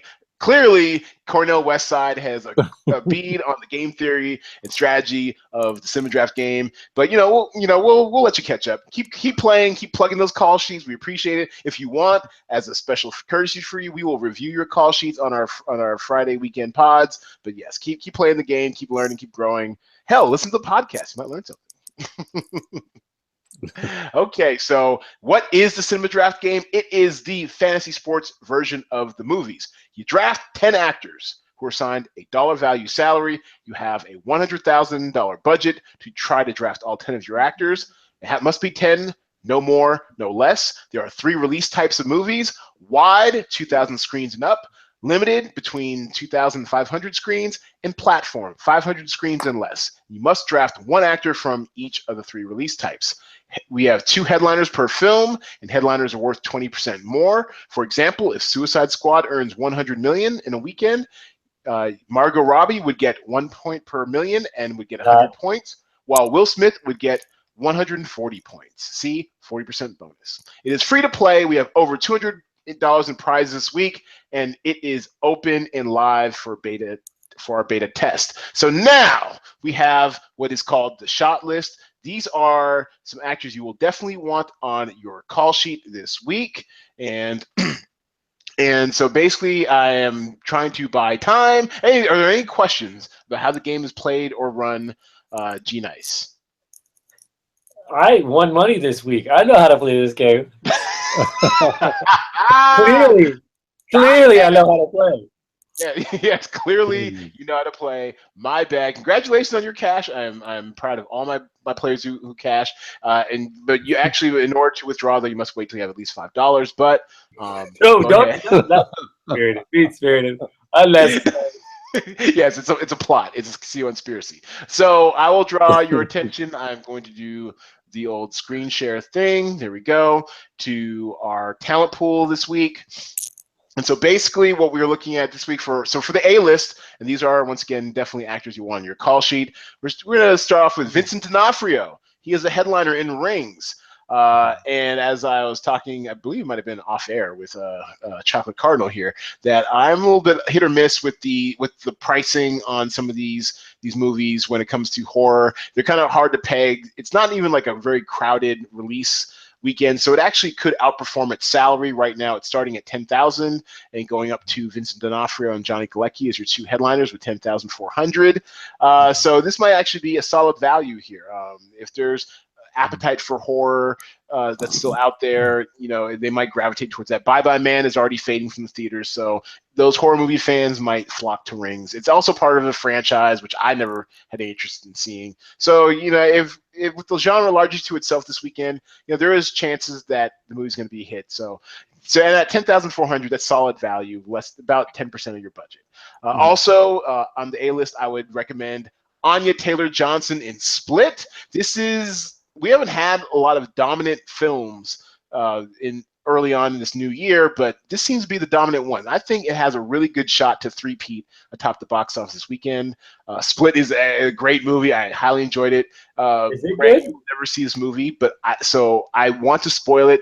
Are you interested in seeing it at all, Kevin? Slightly, but you can go ahead. This is the comeback of your boy, M. Night Shyamalan. Huh? What's he, my boy? Wait, don't spoil it. Don't spoil it. Are you going to see it? I mean, I'll see it in like 6 months. Yeah. Okay, all right. I won't spoil it, but everyone's talking about the ending, and I'd heard whispers about the ending. I didn't hear anything concrete, but I heard whispers that like the ending was going to be lit, and yes, it really was lit. Like it's a nice little surprise that kind of leads to like a bigger thing. So yeah, so I do recommend it. It's a great time at the movies, and I'm not like a horror movie guy. It's more suspense than actual gore.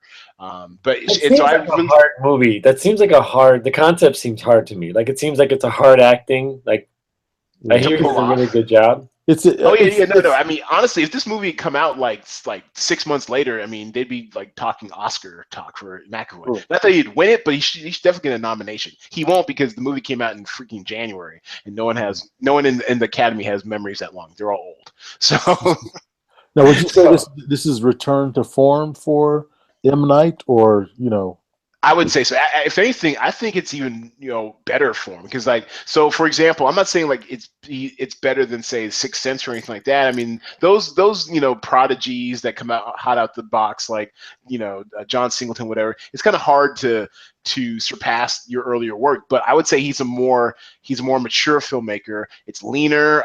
I heard the budget was like only $9 million. The shit's already grossed like 70 or something crazy like that. I mean, exactly. I read an interview in Entertainment Weekly, I think, where he talked about how he likes being forced to just be lean and mean now. Like it's kind of like hitting like his pleasure center now. Like he's had big because he blew those big budget joints. After Earth, Last Airbender, my God. So yeah, so he's kind of embraced, this whole Village. People hate on unnecessarily, but anyways, so he's kind of gotten away from his shtick, but also embrace the parts that worked. Like he's always known as a master suspense, and so that really kind of works. And there was no real big twist except for a nice surprise at the end. So instead of trying to pump fake us the entire movie with like a huge twist, he's just delivering a solid suspenseful thriller with really kind of compelling characters. I really appreciate it. I really did. I think it's a good movie. So that one's going to repeat, I believe, at top of the box office, and it's still fairly pricey. So the price is unchanged. So Anya Taylor-Joy, of the two headliners, she's cheaper at $15,400, where James McAvoy is $16,500. But I still think you might want to headliner stack this movie, maybe fill in some rings around it for some insulation, and then go to next part, which is co-starring on the shot list. That is some values may want to look out for this weekend. I am high on this.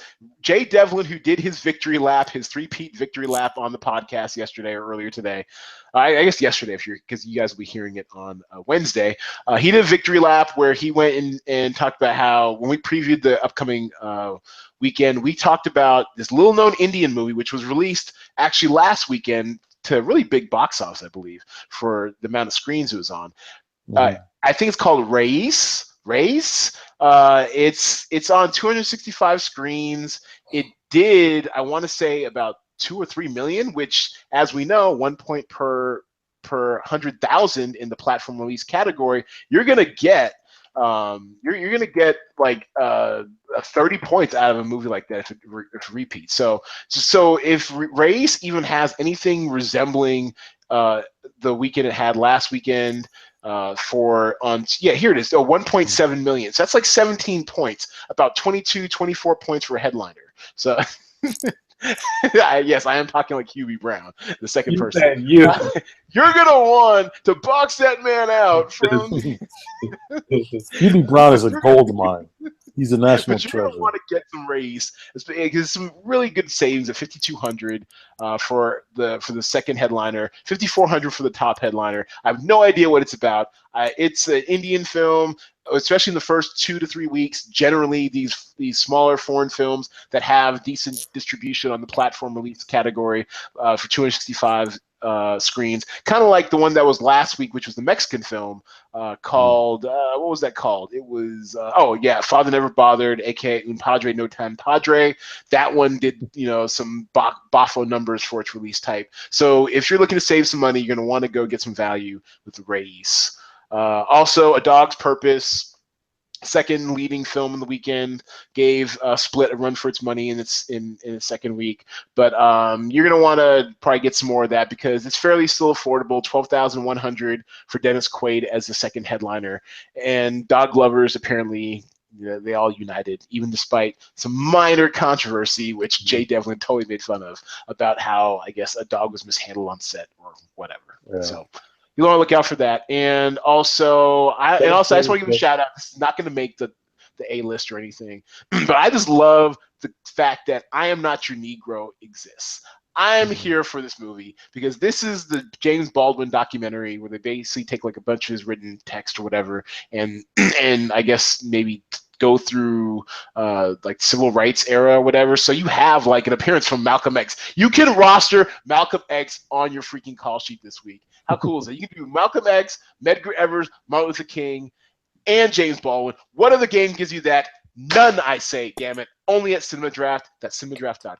Okay. It's not doing that. I hear that. How do you feel about being able to roster Malcolm X this week, Greg Nice? Too nice. How do I feel? Yes, you can put a civil rights hero on your call sheet this weekend. How does that feel? It feels cool. Down with the Coen brothers. What? Yeah, the anti-Cohen lineup, exactly. The anti-Cohen call sheet. And so this last part of the shot list is the cutting room floor. These are what I like to say. These are ones you want to just skip. Skip these losers. All of Patriots Day, although there might be a difference in Patriots Day. The one with your boy Peter Berg, McAllister. Yeah, I'm saying, was it good? No, it was good. It's really good. I do recommend it, but it's a tough hang. It's a tough watch. You just can't. I mean, you just gotta. It's a one-off, kind of like a lot of those, like 12 Years a Slave and shit like that. It's just a one-off. I mean, it's really. And I did a podcast where I compared it to Sleepless. Stay with me now. I compared it with Sleepless only because those are both movies that use the city it's based on as a character. Sleepless based in Las Vegas, and they used it kind of badly. It's more like Die Hard in a casino. And then obviously Patriots Day is about Boston. Boston's strong. And so Sleepless is when you use a city as a character and it goes bad, but Patriots Day is when you use city as a character and it goes well. So that's the comparison.